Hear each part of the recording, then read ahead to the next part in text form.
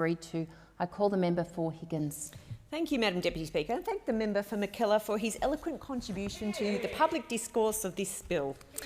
Madam Deputy Speaker, I rise to support the Corporations Amendment Meetings and Documents Bill 2021. Madam Deputy Speaker, the changing world is led by the changes of business, and our legislation in this place needs to keep pace in this fast-paced environment.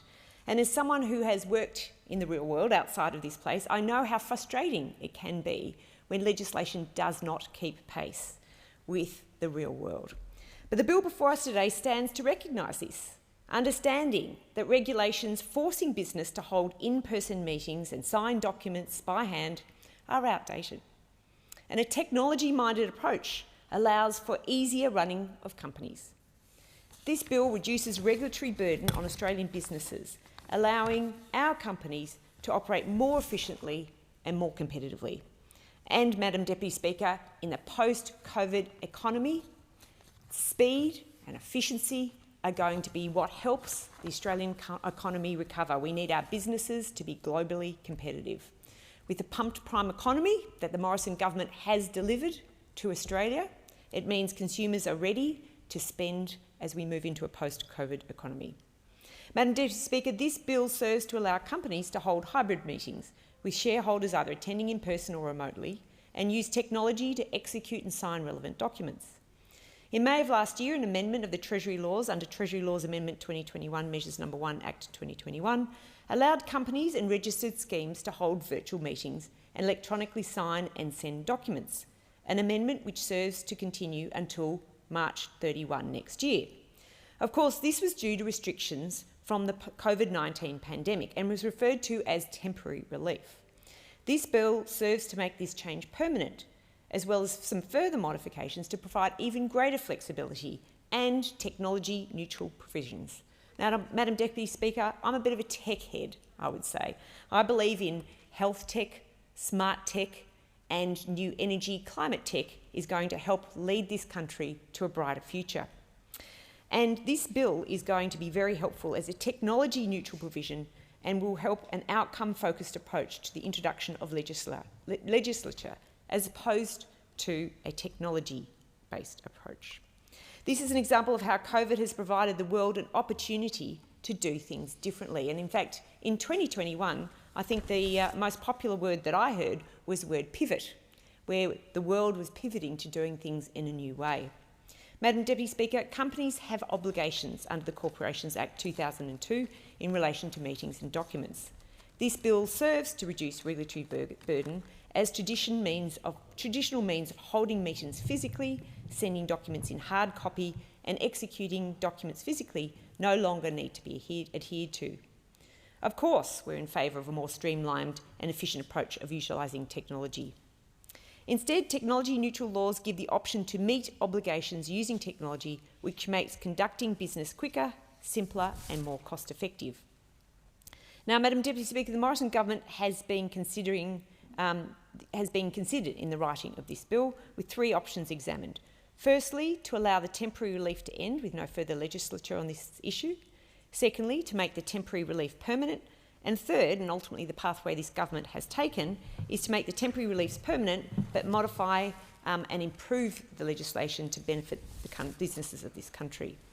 This third option has incorporated broad stakeholder feedback to ensure that this government's legislation is informed by the very people it acts to serve. This option was selected so that where the statutory requirements can be met using digital technologies, the law will allow companies to do just that. Moreover, there is a provision that will ensure that a review of the effectiveness of the legislative reforms will be undertaken in 2 years from commencement to ensure that this legislation is serving its purpose. Mr Deputy Speaker, while this bill broadly serves to extend existing legislation, there are numerous new features also included in the law. The government has determined these features to be beneficial through accessing this stakeholder feedback that they had undertaken, because this government understands that legislation must be motivated by the requirement for real change. This government understands that industry is core to Australia. Mr Deputy Speaker, make no mistake that this bill has broad importance, and in fact, An estimated $430 million per year for 10 years will be saved by this reform. And you might say, how can this be? Well, we all know the old adage that time costs money, or time is money. And businesses saving time allows businesses to work more efficiently and therefore save on costs. Decision makers will no longer be forced to travel extensively simply to fill the archaic requirements of hand-signed documents. And I know, Mr Deputy Speaker, that the passage of flights between Melbourne and Sydney is one of, if not the busiest air route in the world, not just in Australia but in the world. And that is because Melbourne and Sydney are the financial centres in Australia. So we will actually possibly see less movement along our air freight or our air passage because of this change to this bill today. This bill serves to allow businesses to streamline in the way that they should be allowed to not focus on printing paperwork and signing it, but to designate their ingenuity to productive business activity, producing goods and services. That's what this side of Parliament stands for. We stand for supporting businesses to prosper. We understand businesses are the backbone of the economy, and enabling those businesses to flourish, to be able to function efficiently, means the economy will function efficiently and the economy will be strong and Australia will prosper. That prosperity enables us to therefore invest in the essential infrastructure, hospitals and schools and climate action that this country needs. Mr Deputy Speaker, the benefits of this bill cannot be limited to just efficiency, however. The bill also works to increase accessibility of the workplace to all Australians. Gone are the times when staying at home caring for children meant an end to career aspirations. In fact, Mr Deputy Speaker, I was speaking on a roundtable forum and a very eminent businessman was asked what he thought was the most important outcome from COVID from a business activity point of view. And he made the comment that he thought the future would mean more flexible time for Australians in the workplace and that ability to work from home. My response to that was an increase in flexibility of men to work from home, since I think it's pretty reasonable to say that women have been leading the way for some time with regards to flexible workplace and working from home. With the government recognising this, women especially are more supported in the workplace more now than ever, with the comfort of increased accessibility to business activities. And in fact, workplace participation is of crucial importance to the Morrison government, and small steps like this will lead to a more equal playing field in the future. On top of this bill, we've seen similar virtual technologies find great success. Most notably, we've seen with the global pandemic that people have moved to using telehealth here in Australia. And that's something that I think is well and truly a great success story, not just here in Australia, but right across the world.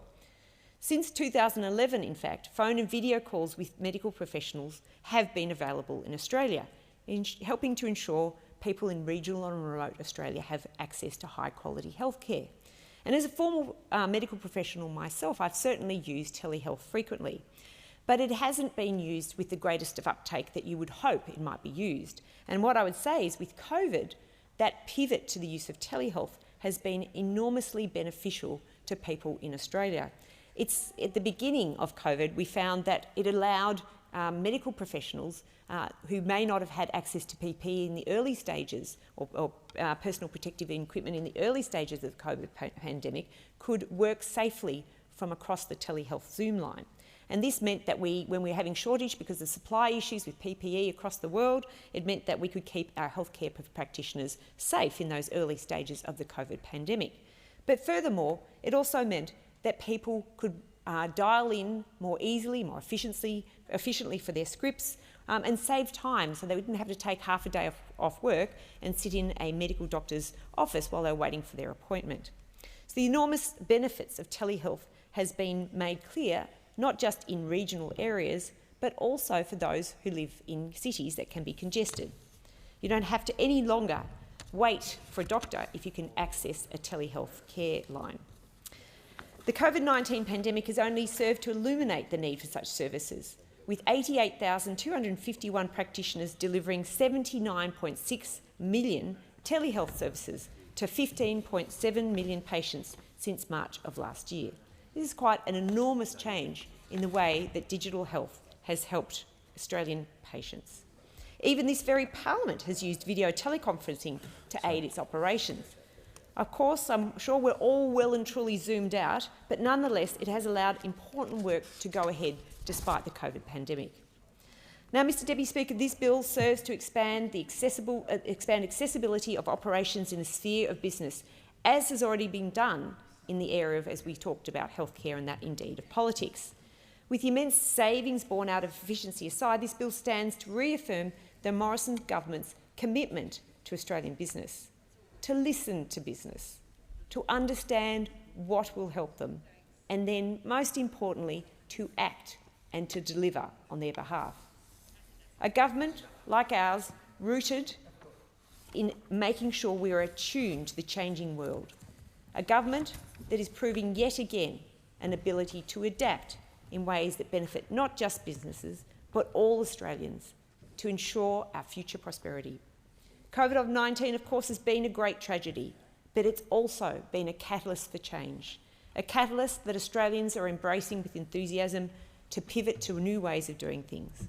It's opened doors for more transparent and accessible business operations. It's now our opportunity to take advantage of the positives we've discovered in light of the virtual world that we've lived with over the last 2 years. Mr Deputy Speaker, this bill serves a simple purpose. It allows businesses on Australian soil to run more efficiently and be more competitive by removing red tape that has been limiting their operations. Legislation passed in this place must keep up with the real world. The bill before us today is yet another example of the Morrison government's awareness of issues faced by Australian companies and our commitment to supporting businesses in this country. This bill reinforces the temporary relief provided by the government and is turning this into legislation that will be a legacy for the future. On this basis, I commend the bill to the House. Thank you, Mr Deputy Speaker.